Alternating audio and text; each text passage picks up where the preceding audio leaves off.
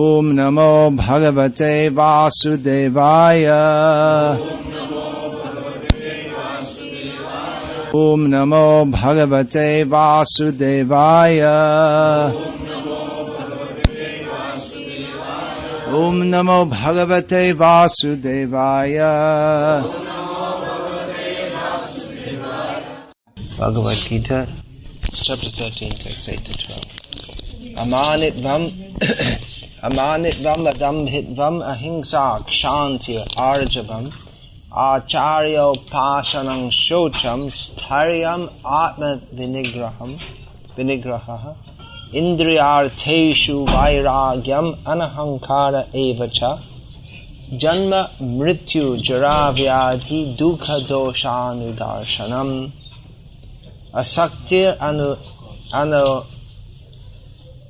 Asaktir anabhishvangha putra dara grihadishu nityang cha samachittatvam ishtanishtopapatishu mai chananya yogena bhaktir avyabhicharini vivikta desha sevitvam aratir jana sangsadi adhyatma jnana nityatvam tattva jnanartha darshanam Etaj jnanam iti proktam ajnanam yad atonyata. Translation. Humility, pridelessness, non-violence, tolerance, simplicity, approaching a bona fide spiritual master, cleanliness, steadiness, self-control, renunciation of the objects of sense gratification, absence of false ego, the perception of the evil of birth, death, old age and disease, detachment, freedom from entanglement with children, wife, home and the rest, even-mindedness amid pleasant and unpleasant events, constant and unalloyed devotion to me, aspiring to live in a solitary place, detachment from the general mass of people, accepting the importance of self-realization and philosophical search for the absolute truth, all these I declare to be knowledge, and besides this, whatever there may be is ignorance. Now, this is a very long purport. I'm just going to read a section of it on which I want to concentrate. As for detachment from children, wife and home, it is not meant that one should have no feeling for them. They are natural objects of affection, but when they are not favorable to spiritual progress, then one should not be attached to them. The best process for making the home pleasant is Krishna consciousness. If one is in full Krishna consciousness, he can make his home very happy, because this process of Krishna consciousness is very easy. One need only chant Hare Krishna, Krishna Krishna, Hare Hare, Hare Rama, Rama Rama, Hare Hare. Accept the remnants of foodstuffs offered to Krishna. Have some discussion on books like Bhagavad-gita and Srimad Bhagavatam, and engage oneself in deity worship. These 4 things will make one happy. One should train the members of his family in this way. The family members can sit down morning and evening and chant together Hare Krishna, Krishna Krishna, Hare Hare, Hare Rama, Rama Rama, Hare Hare. If one can mold his family life in this way to develop Krishna consciousness, following these 4 principles, then there is no need to change from family life to renounced life. But if it is not congenial, not favorable for spiritual advancement, then family life should be abandoned. One must sacrifice everything to realize or serve Krishna, just as Arjuna did. Arjuna did not want to kill his family members, but when he understood that these family members were impediments to his Krishna realization, he accepted the instruction of Krishna and fought and killed them. In all cases, one should be detached from the happiness and distress of family life, because in this world, one can never be fully happy or fully miserable. I'm going to concentrate today on these words. asaktir anabhishvanga putra dara grihadishu. Srila Prabhupada translates this as freedom from entanglement with children, wife, home, and the rest. So, you can understand this isn't the kind of subject which is very popular when we're speaking among grihastas. You don't get many lectures about being freed from attachment from wife, children, home, family, and the rest, is it? You get many lectures like that? No.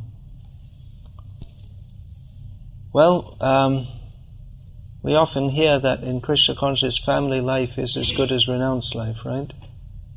Isn't it? We never hear that renounced life is as good as family life. You ever hear that? No. Well, that suggests that renounced life is actually the standard. If we hear that family life in Krishna consciousness is as good as renounced life, but we don't hear that renounced life is as good as family life, then it suggests that actually the standard is renounced, and family life is said to be as good, but there's something intrinsically better. Hear the word intrinsically better in renounced life. Here the word is asaktir, non-attachment, not being attached to family, wife, and all these things. One should be attached to Krishna. That's the point. If in family life one can be attached to Krishna, then family life is as good as renounced life. And certainly the family life of Bhaktivinoda Thakur, for instance, is better than the renounced life of a Mayavadi who's not a devotee.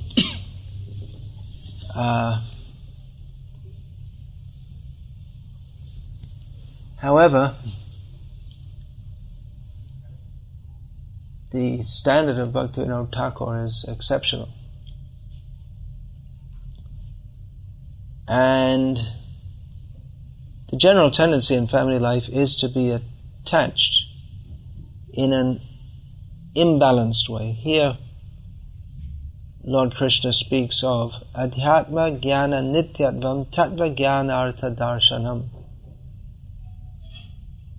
which means to be searching for spiritual knowledge, to see everything through the eye of philosophical understanding. What does that mean? That means to see there is Krishna. This reality is Krishna.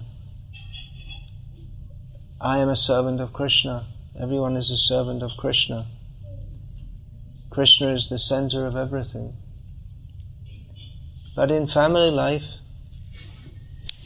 the tendency is to think, I am the center, or my family is the most important thing. We are cultivating Krishna consciousness, but we also think in terms of my family. Ato griha kshetra sutapta vitaya. This verse is there. There are so many verses in Bhagavatam and throughout Shastra which warn us of the dangers of being attached to family life. Pungsastriya mituni bhavametam tayaraho hridya grantimahu ato griha kshetra sutapta vitaya janasya mohoya mahangmameti. Lord Rishabdev explains how illusion expands in this world. Illusion means thinking in terms of I, me, and mine, instead of thinking in terms of Krishna. Ami to toma, tumi to ama, kika japardhan, Bhaktivinoda Thakur says, in relation to Krishna. I am yours, you are mine. What business do I have with anyone else's possessions or anything else? I am Krishna. I am Krishna's. And for one who is very advanced, he can say Krishna is mine. But if one is thinking in terms of my family, my home, my possessions, my job, my business, my problems, my, then it is, we can't talk of my Krishna. So how does this illusion expand of I, me and mine? It begins from sexual attraction, in which man and woman are attracted to each other, and particular relationship between a man and a woman, this causes a knot on the heart. Hridaya Granthi. The heart becomes tied up. And one thinks that instead of being the heart being tied to Krishna, the heart becomes tied to family attraction. And it's not just me and my wife, but the wife is known as Stri, which means by whom there is vistara, expansion. So family life means that one has to have a place of residence. Ato griha kshetra. Traditionally that would mean with some land also. So my house, my land, or my country, my people, Mera Bharat Mahan, my India. We think in terms of the place. Janani janma bhumischa swargameva gariyasi. This is Maya. Have you all heard this saying? My mother and my land of birth is better than heaven. This is nonsense. This is Maya. But we think like that, ato griha kshetra, and then my children, especially my sons, relatives, family, mama, mami, nana, nani, and nati, natini, and there's so many words in Jija, and Jamai, so many words in Indian languages. We don't have them in Western languages. So many words for different relations.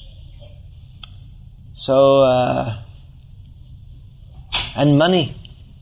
Money is very important. In an astrological matching, you may go for astrological matching, but before a marriage, and it may be a great match, but if the boy has no money, then forget it. They won't even go that far. Let's see, where's the money?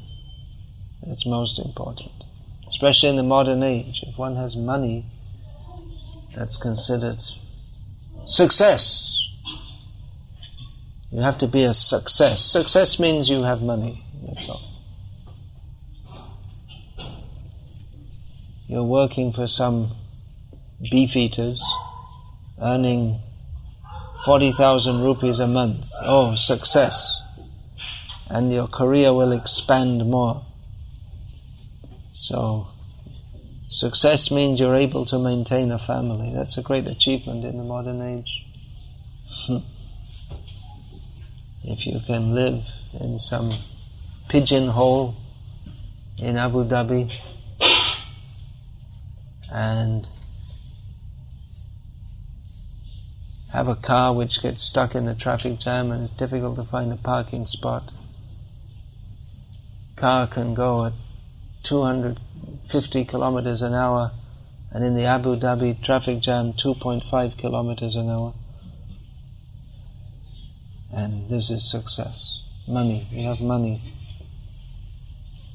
So this is Maya. And one may be Krishna conscious at home, somewhat. That's good. But basically one's attention for most of one's life is on maintaining the family.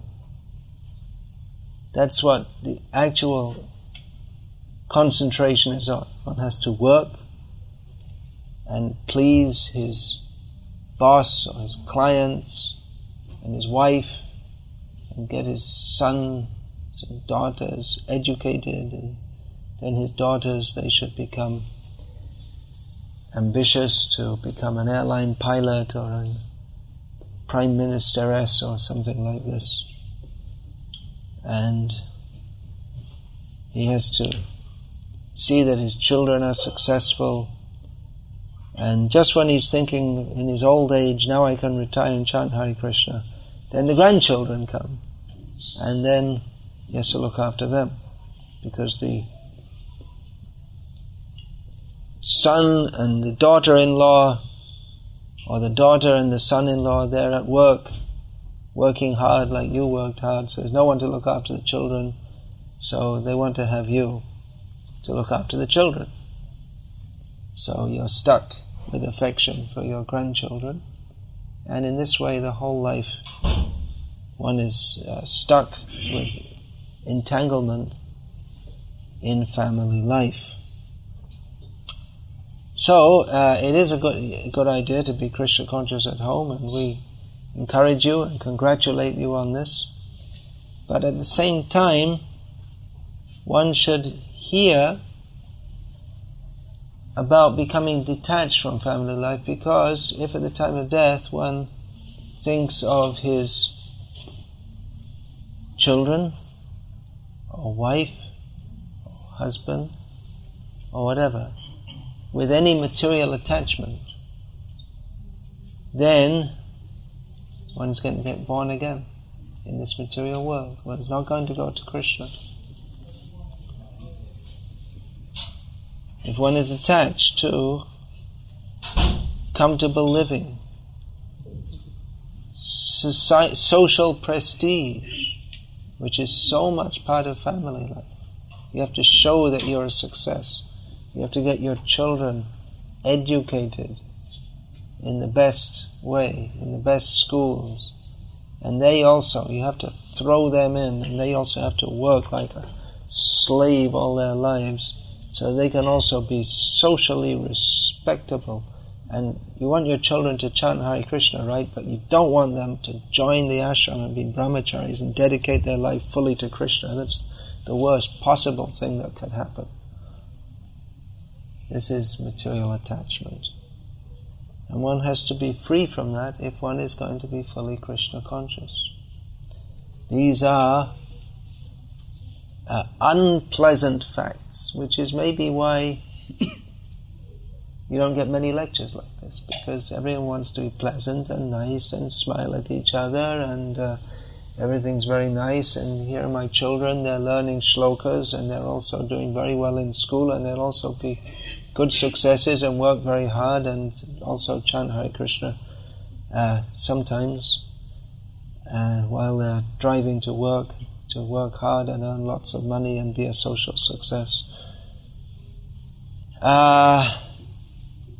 So you don't really like to hear this kind of thing, but reality is that attachment to children, wife, home, and the rest is its entanglement, and it arrests our advancement in Krishna consciousness, and it spreads a web of illusion.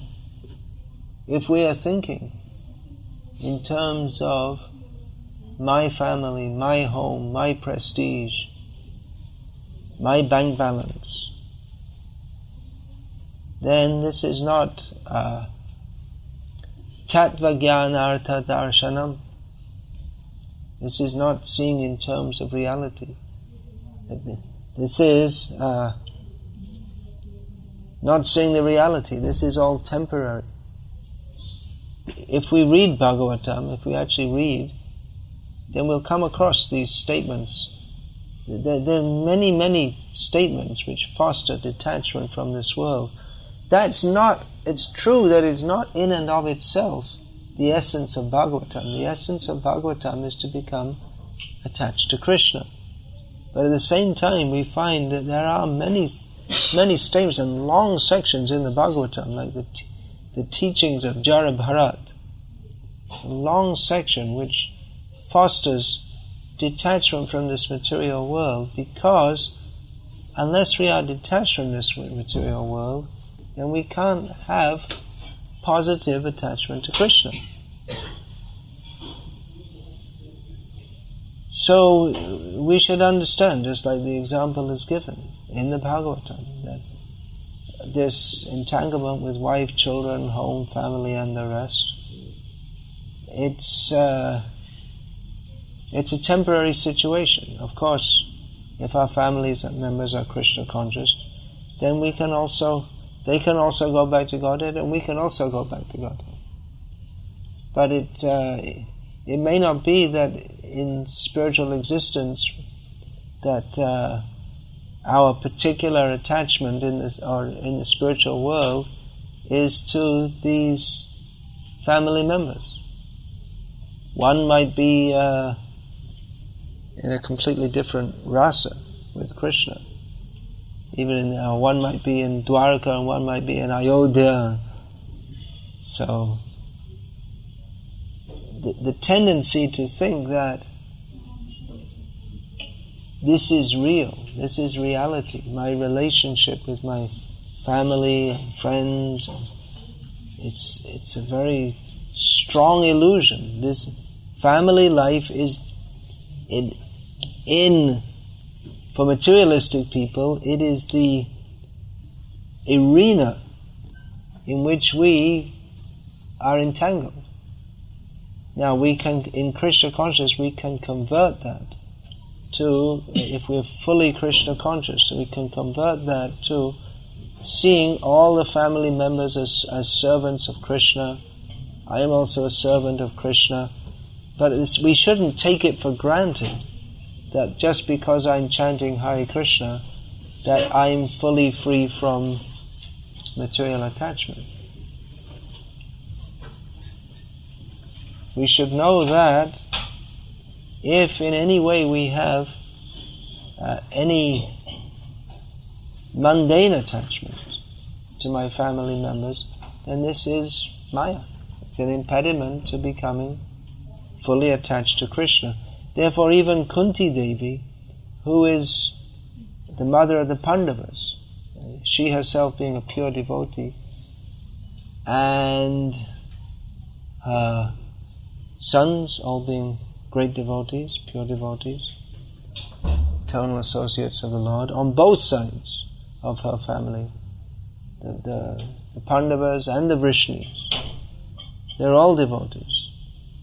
But she prays to Krishna, Sneha Pasham Imang Chindhi, Dura Pandashu Vrishnishu.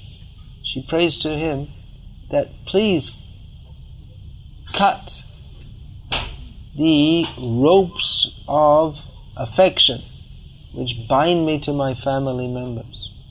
Now I may think, well, if you're attached to the Pandavas and the Vrishnis, well, that's very good, isn't it? It is, but she prays that I don't want to be attached to them in a mundane way. Even one may have a relationship with pure devotees, but that can be mundane also. Just like Bhaktivinoda Thakur, most of his family members saw him in a mundane way. Our own Srila Prabhupada, actually all of his family members too, they saw him in a mundane way. They saw him as, he's our father, our husband, and his job is to bring money, and he's got all this Krishna bhakti, just too much.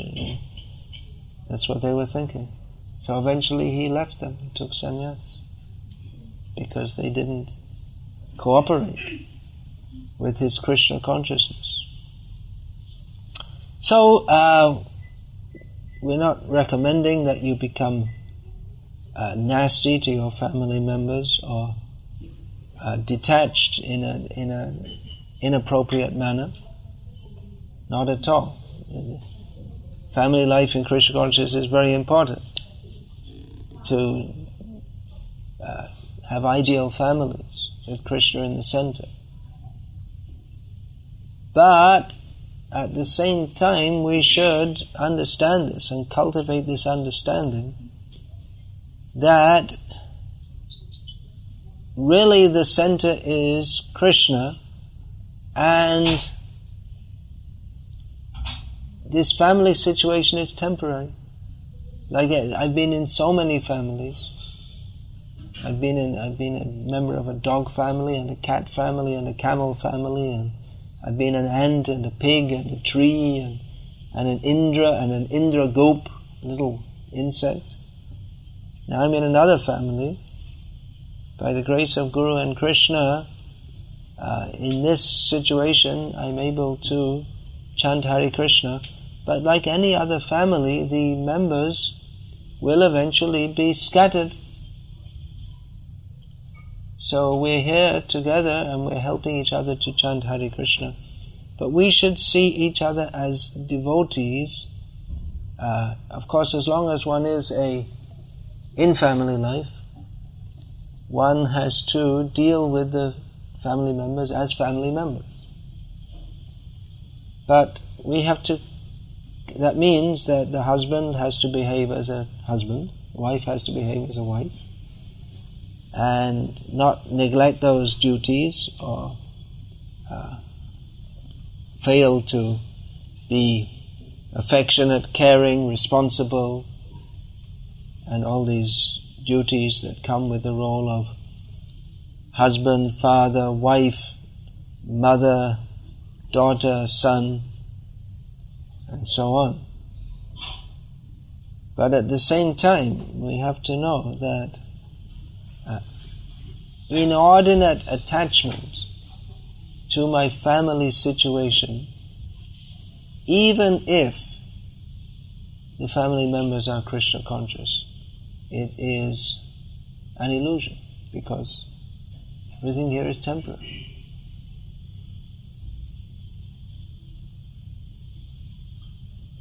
And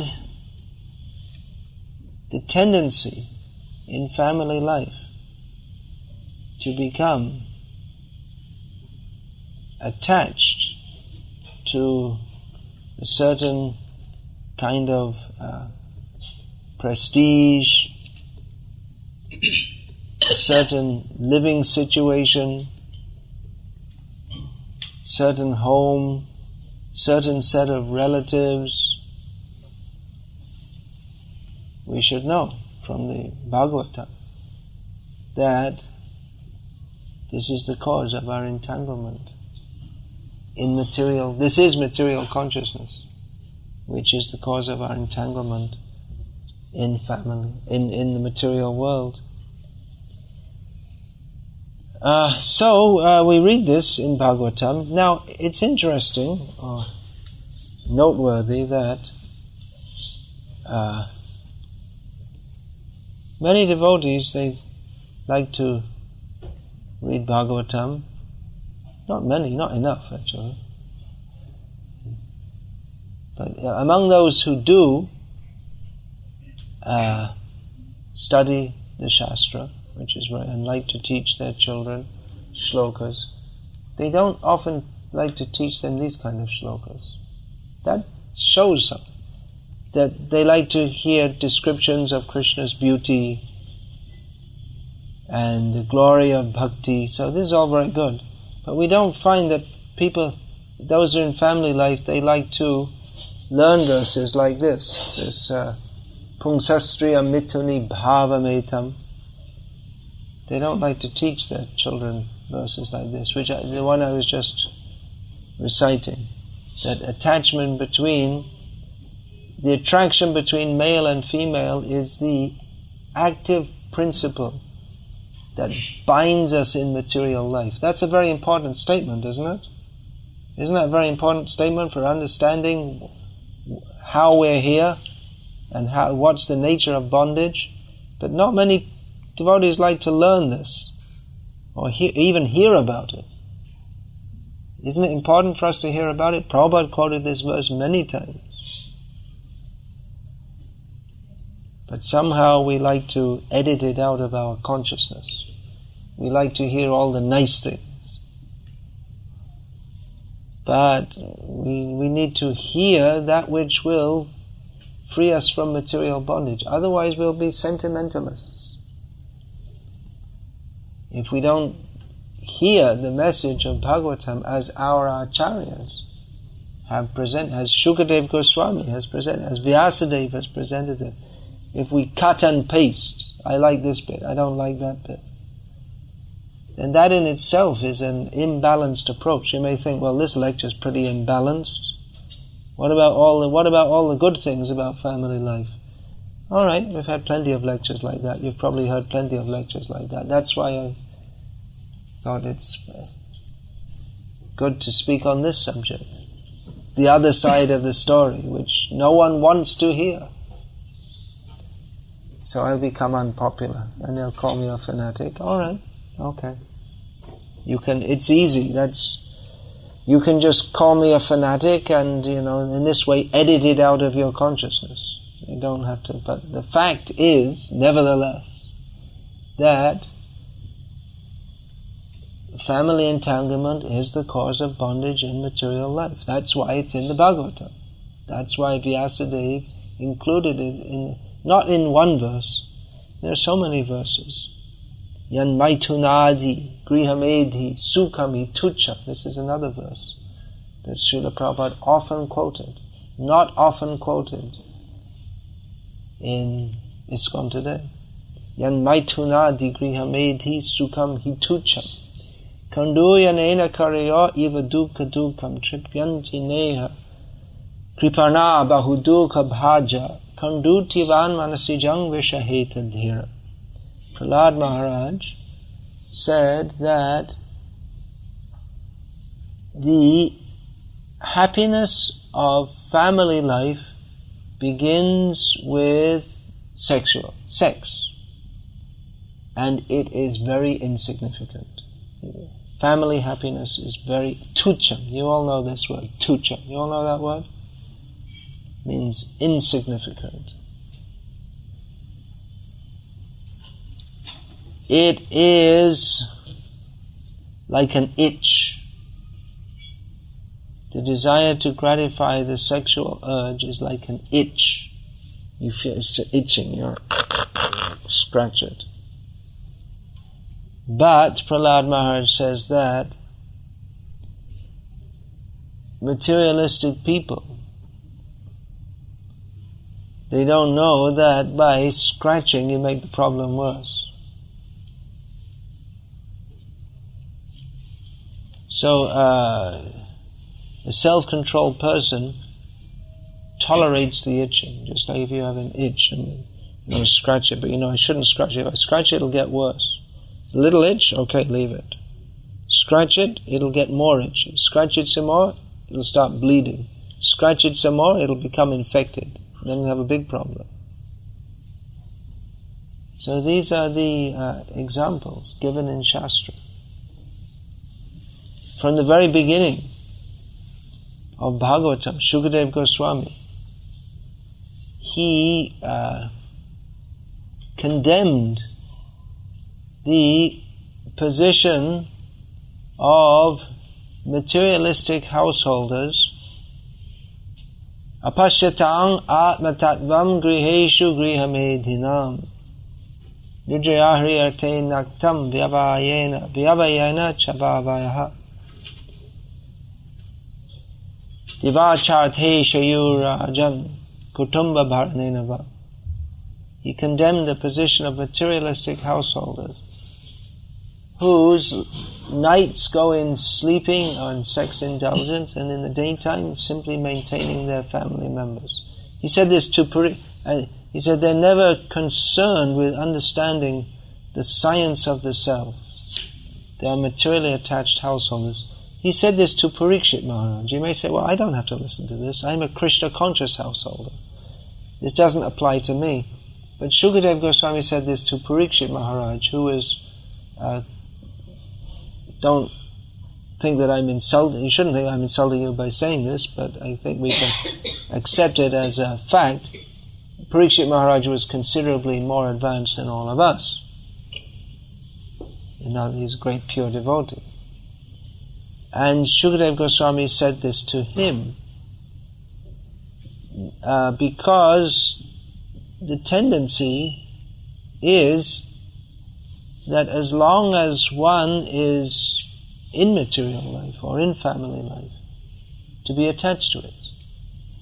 And even great pure devotees, there may be not exactly material attachment, but some semblance of that. And for those of us who are not pure devotees, it's not just a semblance, but it's a reality. The attachment is going to be there.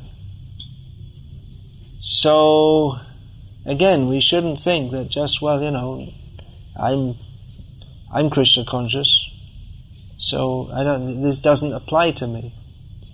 Well, that's true. It doesn't apply to us as much as we are Krishna conscious. If we are fully Krishna conscious, then it doesn't apply to us. But even Bhaktivinoda Thakur,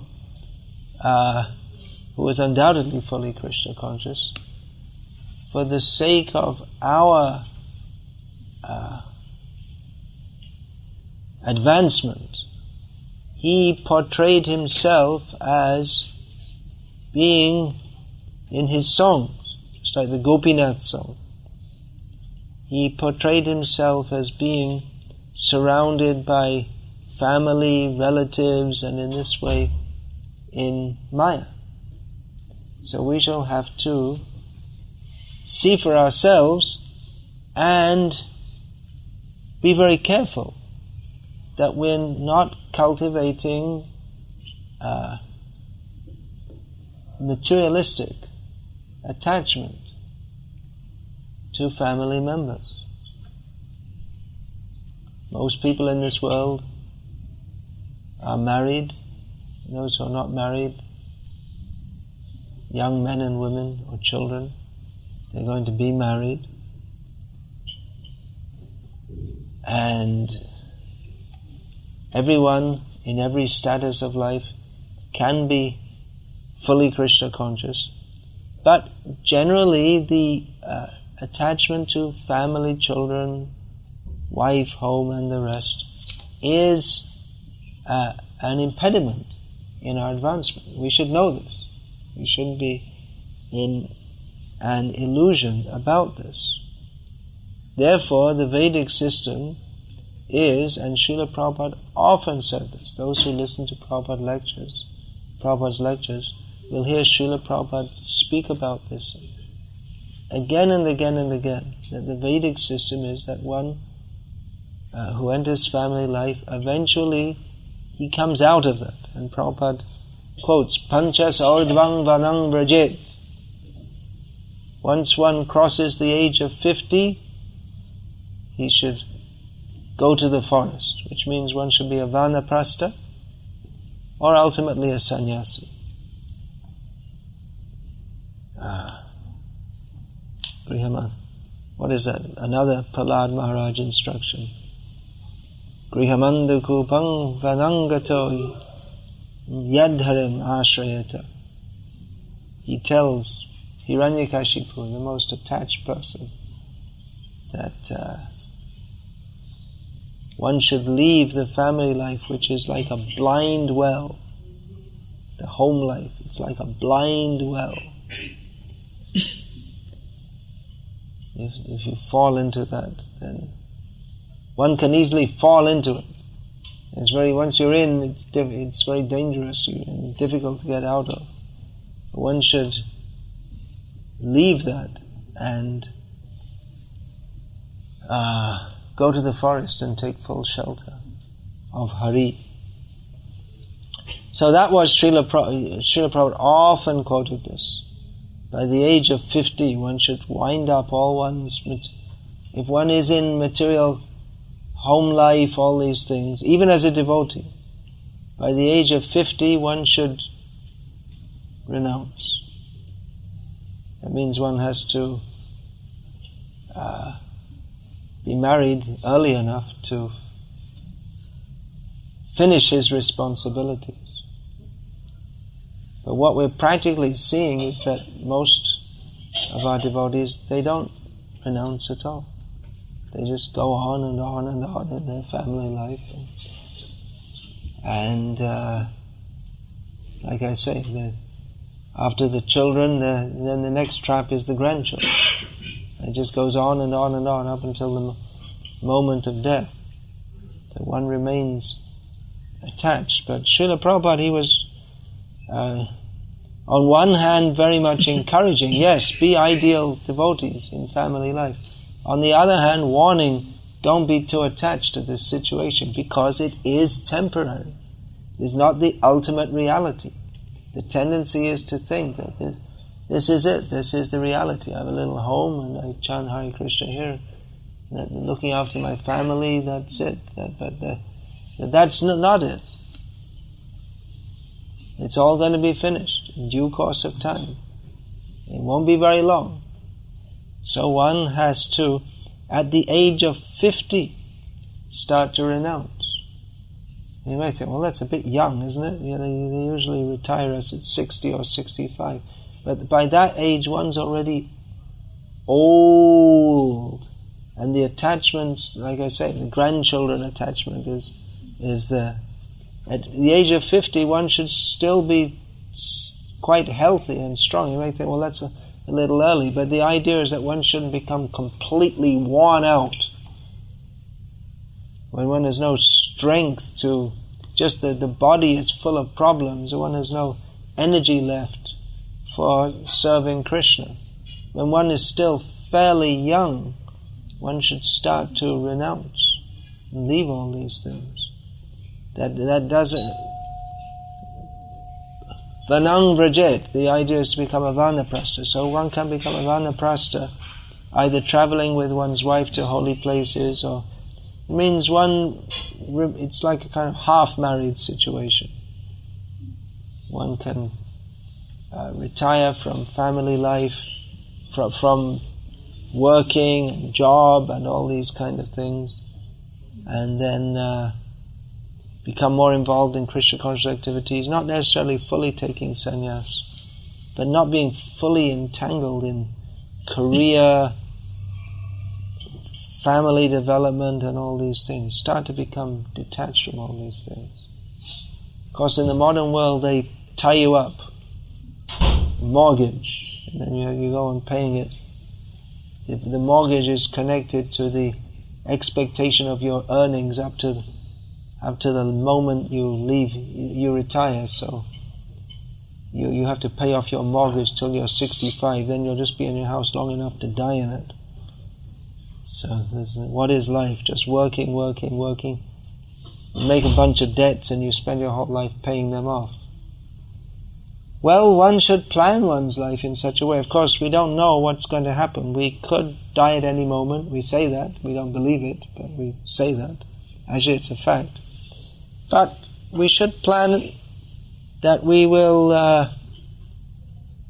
plan that, well, if I do live the usual 70, as it said in the Bible, 70 years, then I should start to become detached from all this home situation, so that I can fully, at some point, I have to start becoming detached, so I can fully depend on Krishna. Youth is the time when some enjoyment is there. Okay, Krishna conscious grihastha, alright, you like to have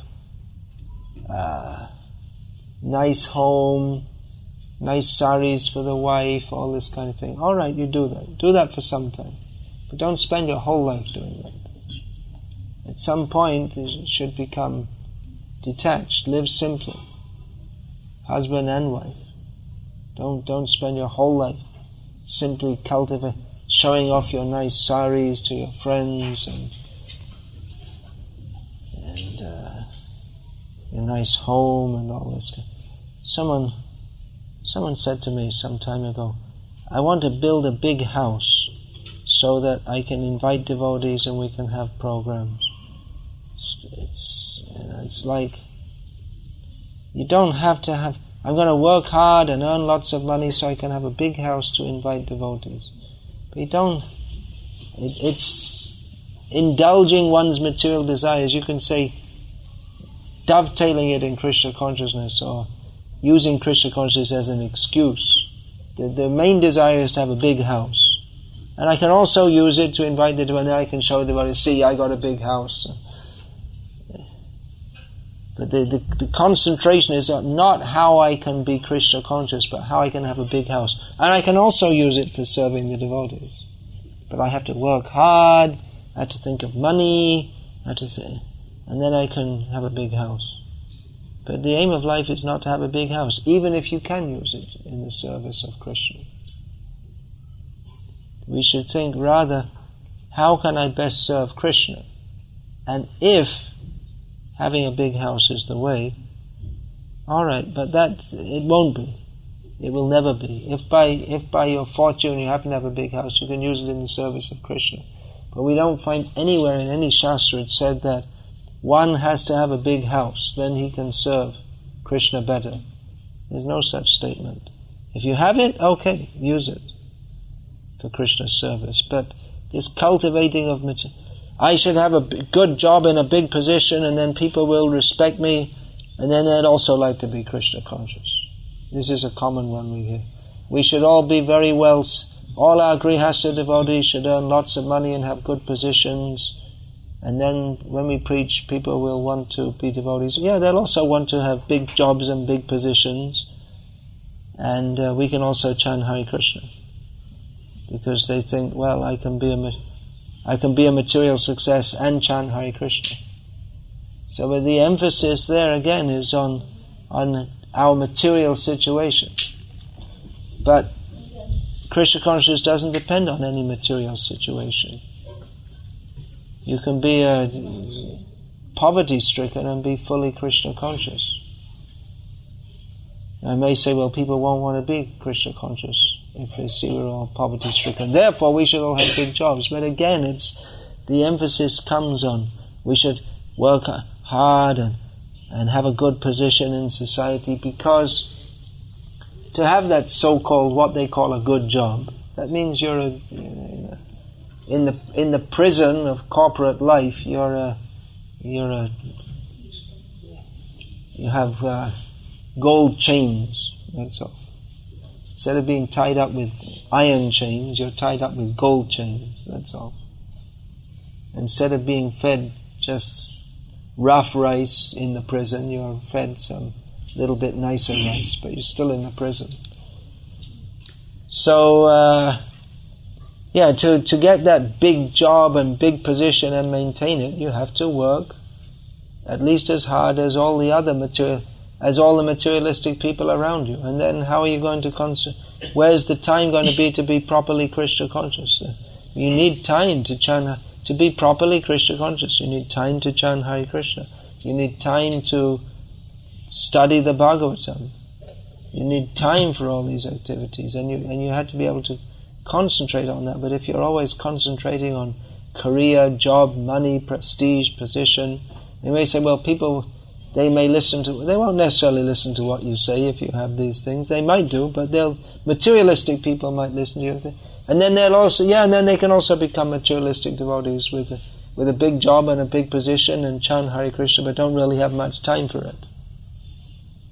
So the really attractive force in preaching Krishna consciousness is if the person is Krishna conscious. And increasing the number of materially attached, pious people who are mumbling Hare Krishna while they're rushing off to work in the name of chanting their rounds, well, that's not really what Shukadeva Goswami was talking about. So, these are harsh words, no doubt, which is why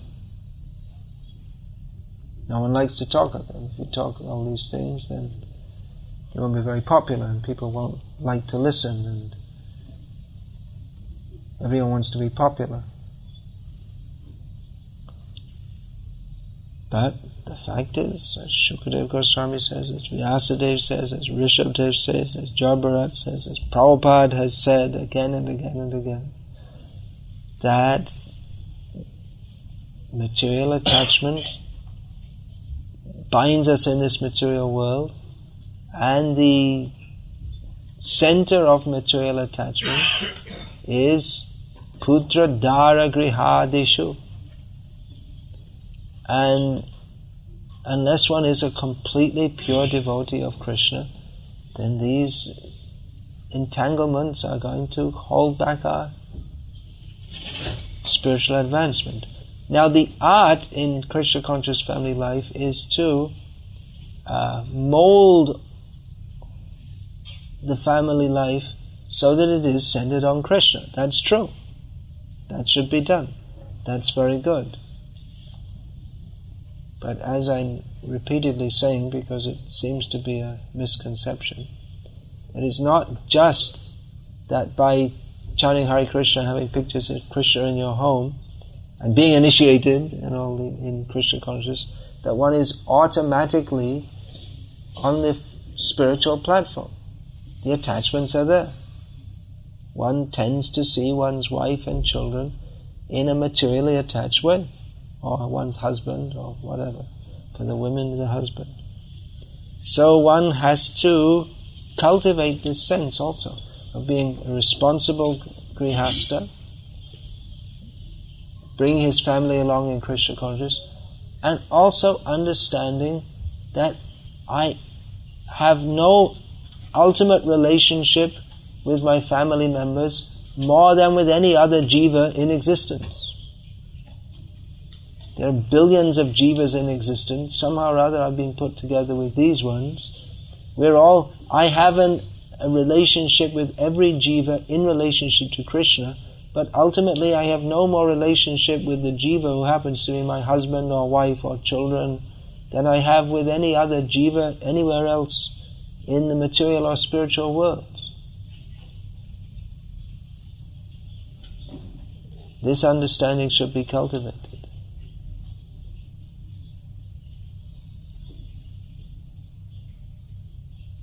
Otherwise, the tendency of householders is to think in terms of I, me and mine, closed up consciousness.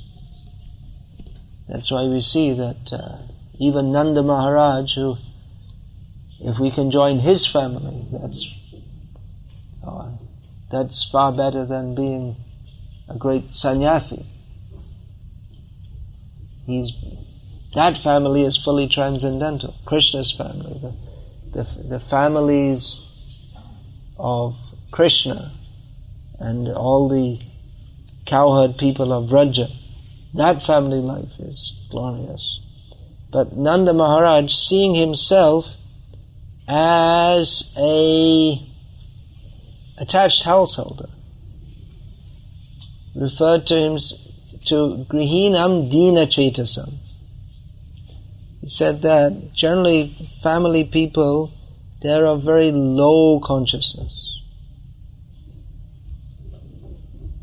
Thinking in terms of I, me and mine, which also means my opponents, my rivals, my enemies. He was praising Garga Rishi, who came to his home. Mahad Vichalinam Nrinam Grihinam Dina Chetasam. He said that great souls, renunciants like yourself, they come to the homes of householders who are very low consciousness to uplift them. So, those who are traveling sannyasis, those who don't have a home, their duty is to tell householders that you also don't have a home. Your perception of having a home in this material world is Maya. Your cultivation of the consciousness that this is my home, this is Maya. We don't belong in this material world. Therefore it's very useful for spiritual advancement not to have a home. But householders have to have a home. Therefore householders should renounce their homes. They should see that I should not remain in this family situation up until the last gasp of my breath. I should plan to renounce, to come out of this. Otherwise, you will become, alright, you may come back in the same building and chant Hare Krishna, but it's not the same as going back to Godhead. Of course, one can have a home in the Dham. One may live in the holy Dham. But even then, one has to cultivate spiritual consciousness. It's not that simply by living in a holy Dham, one is automatically Krishna conscious. You're chanting Hare Krishna, you got fed up of what I'm saying too much. Generally we don't chant rounds during a lecture because you can't hear both. If you want to chant, please go outside because you can't hear properly. Either your rounds or the lecture. You have to listen to one or the other. So you can be living in the Dham and not be Krishna conscious. Kamsa was living in Mathura Dham. Of course he was Krishna conscious in one way, but not in a very good way. What about the husbands of the Brahmanas, who were the husbands of the Yagya Patnis? They were living in the Dham, in Mathura Dham. But even when Krishna came to them personally and said, "Could you feed me?" Can you imagine that? So many devotees are offering food to Krishna. And Krishna personally comes and says, "Can you feed me?" And here they are, these Brahmanas living in Mathura. He said, "Forget it, no." Who the hell do you think you are? So they were living in Mathura, but they weren't Krishna. They were cultivating consciousness of, I am a Brahmana, this is my status, this is my home. They were in material consciousness.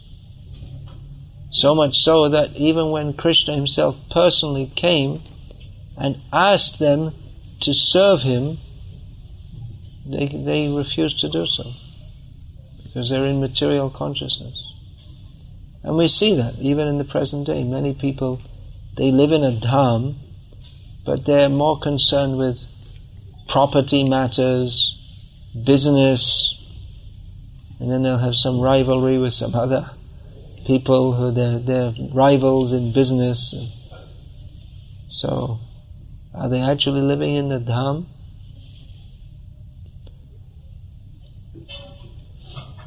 Or are they kept away from the dham by Maya? So, we're chanting Hare Krishna. Are we chanting Hare Krishna? We are we? Oh, if we're chanting and we're thinking about my work, I have to overcome this rival in the office, and I have to get a promotion and get more money. Are we actually Krishna conscious?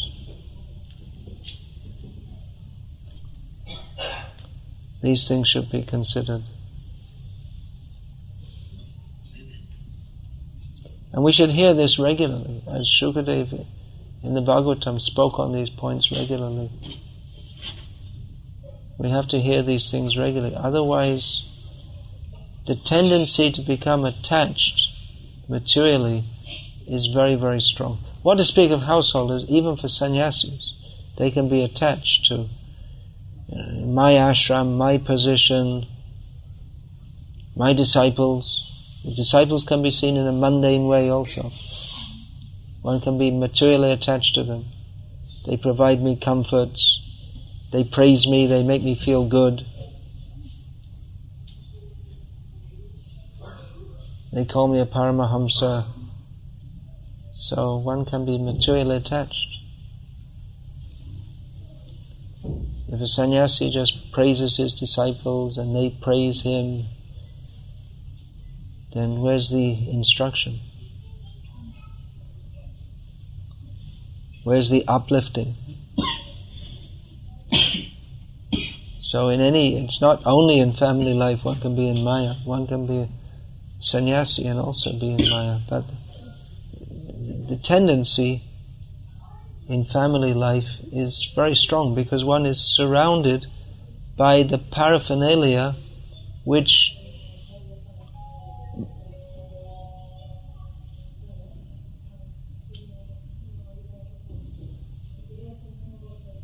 one is surrounded by that which are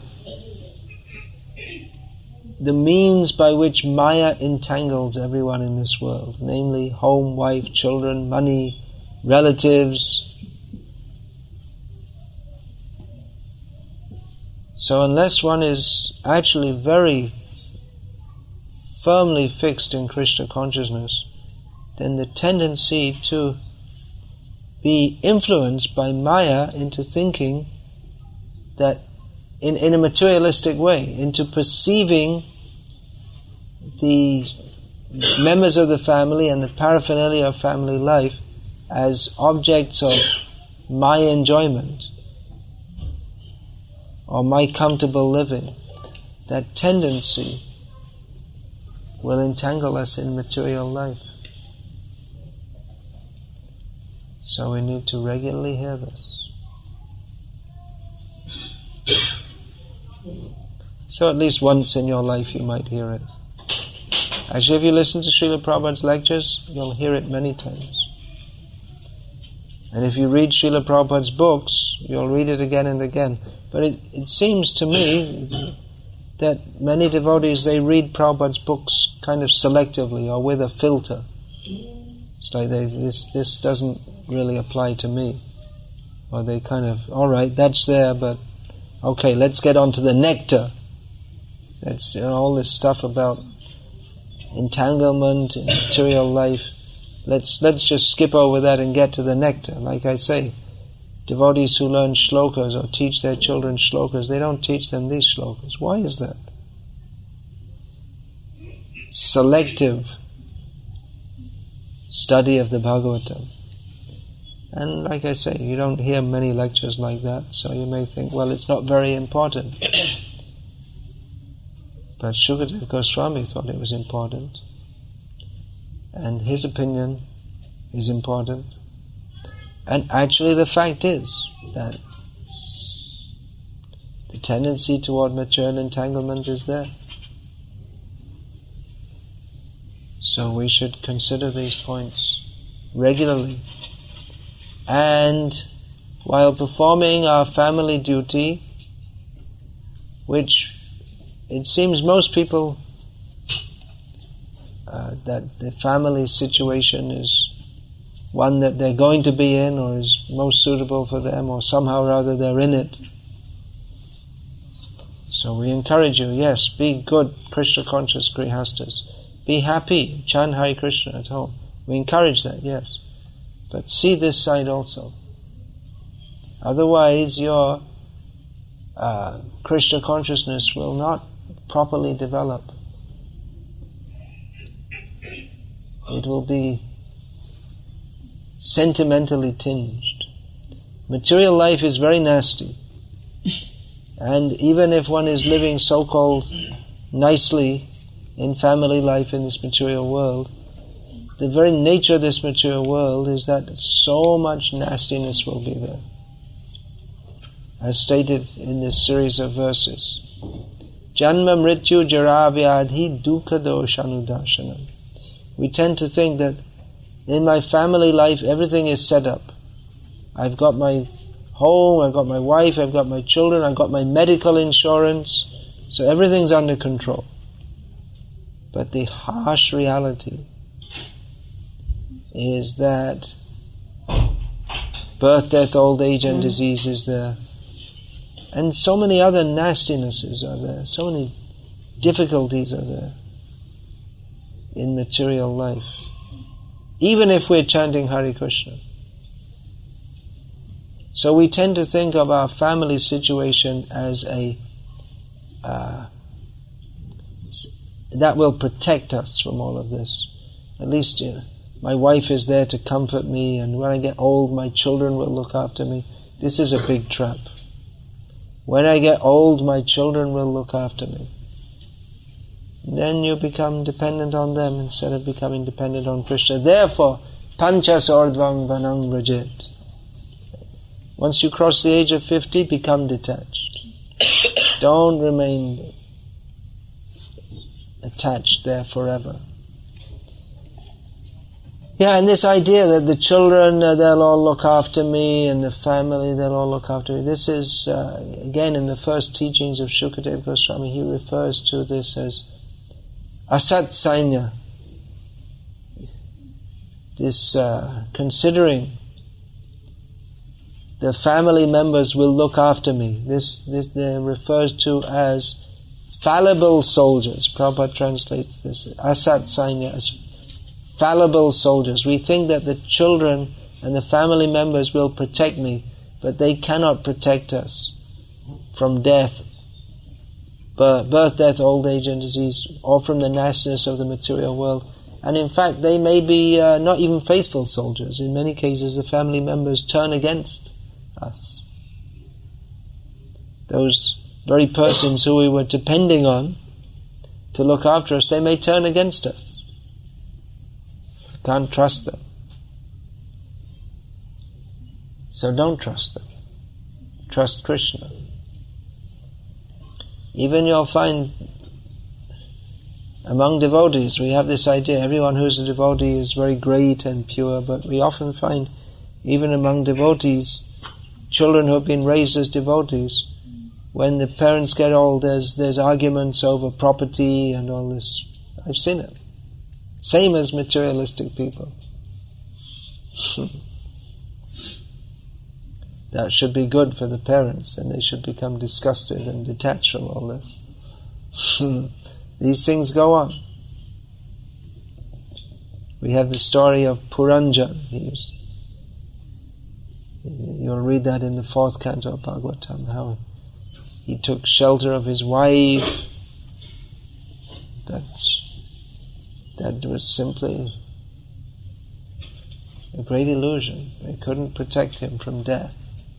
At the time of death, we have to think of Krishna. If we think of our family members, which is the tendency, because we're strongly attached to them, if we think of our family members, then we have to come back again to this material world. Unless our family members are pure devotees, but even then, if we see them in a mundanely attached way, then our remembering them will not be pure devotion. We have to think of Krishna. For that we have to cultivate attachment to Krishna. If there is attachment to children, wife, home, and the rest, then we cannot be fully attached to Krishna. Therefore, it is stated here, asaktir anabhishvanga putra dara grihadishu. One of the symptoms of knowledge, cultivation of knowledge, is to cultivate attachment from and non-entanglement with sons, wife, home, and the rest. Hare Krishna. All right.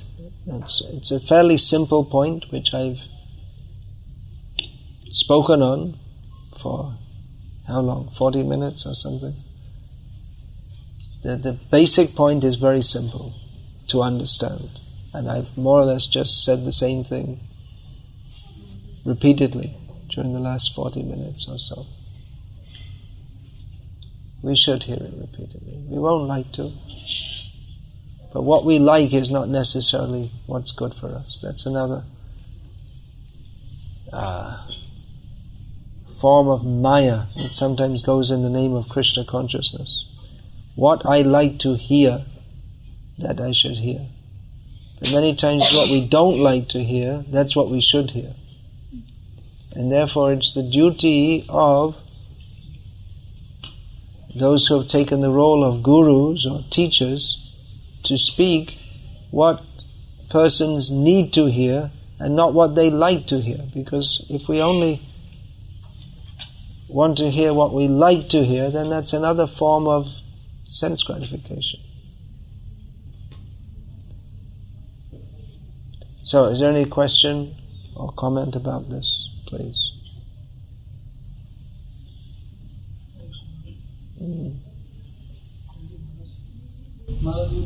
in the course of your class that we become selective. I mentioned that we become selective.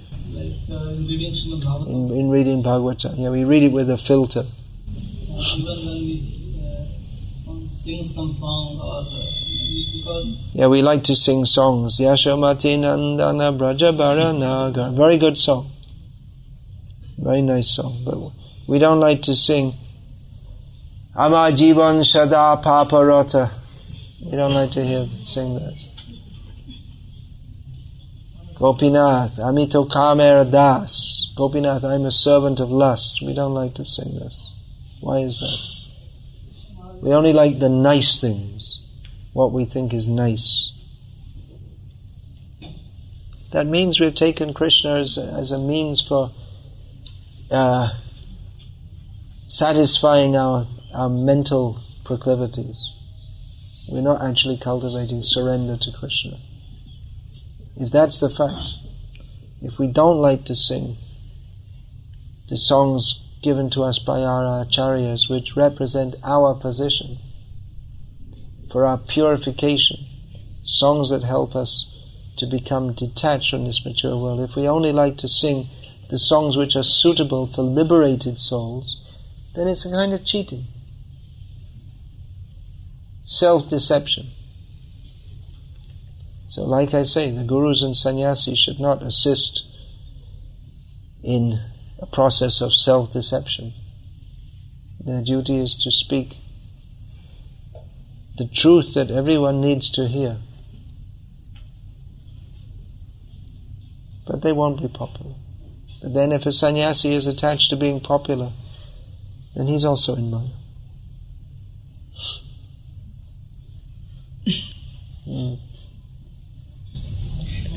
Sometimes we sing this kind of song also only because of the tune we like. You sing the song because you like the tune. Victim of even singing in humility songs or even in hearing lecture, as you said, we become very, very selective. So how to come out of this tendency of being selective? Even in our seva, sometimes we do only those sevas which we like, Maharaj. Not necessarily. Yeah, well, that's good to do service. The ones that you like, but the real thing is to do what is required to do. You can all take a copy of this book I wrote, Brahmacharya and Krishna Consciousness, and read it once a year. How about that? That's more for brahmacharis. It's good for grihastas to read also. That's one suggestion. How to come out of it? Just come out of it. Don't indulge in the cheating propensity. Recognize this is a cheating propensity and read Srila Prabhupada's books in actual humility. Actual humility means Sarvam etadritang manye yang mang vadasi Keshava. Oh Keshava, I accept everything that you say. Not that, well, I accept everything you say, but, that part of it, some things are a bit too much. I don't really want to accept that. Okay, I accept it. Yeah, I accept it. But, I don't want to listen to it too much. We accept it. We like to chant the shlokas of Bhagavad-gita, but, we learn the whole Bhagavad-gita. But, great, I won a prize in the competition. My child won a prize in the Bhagavad-gita competition. Oh yeah, okay. And what about Asakta Anabhishvanga Putra Dara Grihadisha? Any sign of that? Are you promoting that in them? No, but we want a prize in the Bhagavad-gita competition. But what does it mean? We may become more attached to our children winning prizes for reciting shlokas than entering into the understanding of them. And that's another form. Then we convert the Bhagavad-gita into Maya. Bhagavad-gita is never Maya, but we take it like that. Because we don't want to hear Bhagavad-gita as it is. You concluded saying that the family life is an illusion. Is it an illusion exactly, or is family life an illusion? Everything conceived of as not in relationship to Krishna is illusion. Nothing is intrinsically illusory, but it's the conception of anything outside of its relationship with Krishna that is an illusion. And family life in this material world intrinsically doesn't have a relationship with Krishna. It's formed on the basis of the material body. But in the beginning it says the Prakriti is only temporary, but it is not illusion. Prakriti is temporary, but it's not illusion. Yes. So how does that nullify what I said? That's what I said. That it's anything conceived of outside of its relationship with Krishna. So you didn't even hear what I said. If we conceive of anything outside of its relationship with Krishna, that is illusion. With family life in relation with Krishna, and of course. If you're fully cultivating that consciousness, very good. But that's the point I was making, that how much are we actually cultivating that consciousness? And that is not recommended for this age. The renunciation is not recommended at all. Okay, you'll give another lecture. We've had plenty. I'm sure you've heard plenty of lectures on how family life is as good as renounced life. So you can give another one and just nullify everything I said. But there is another side also. Renounced life is not recommended. By who? Well, Prabhupada, he made sannyasis. So, who's your guru? He himself took sannyas. It's like that, isn't it? That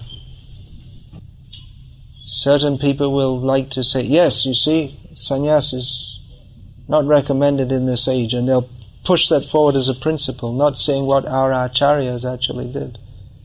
And what is the meaning of Srila Prabhupada again and again preaching Panchas Ordvang Vanang Vrajit? What is the meaning of that? Can you explain that in light of what you just said?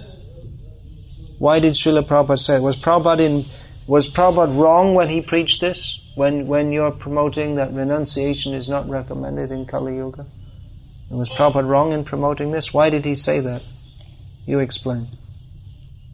No, but he said both.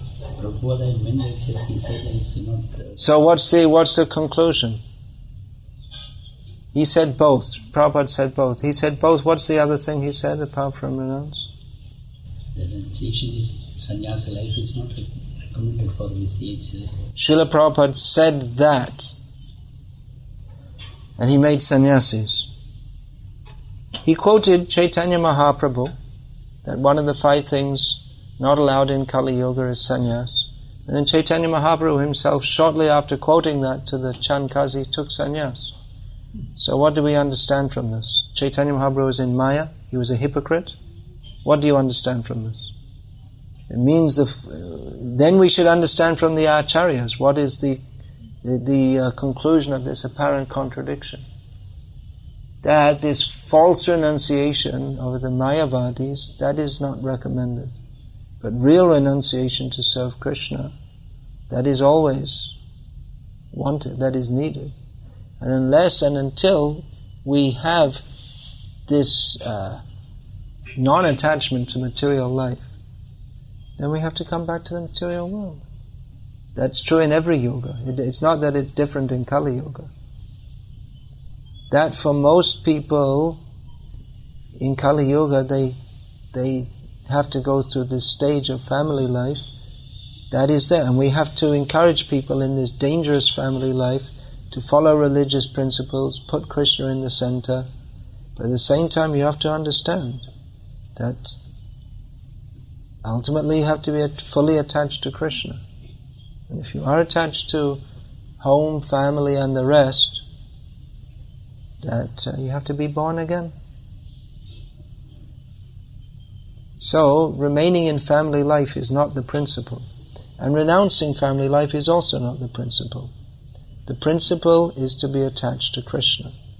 But The tendency is, within family life, to become attached to wife, children, home, family, and the rest in a mundane way.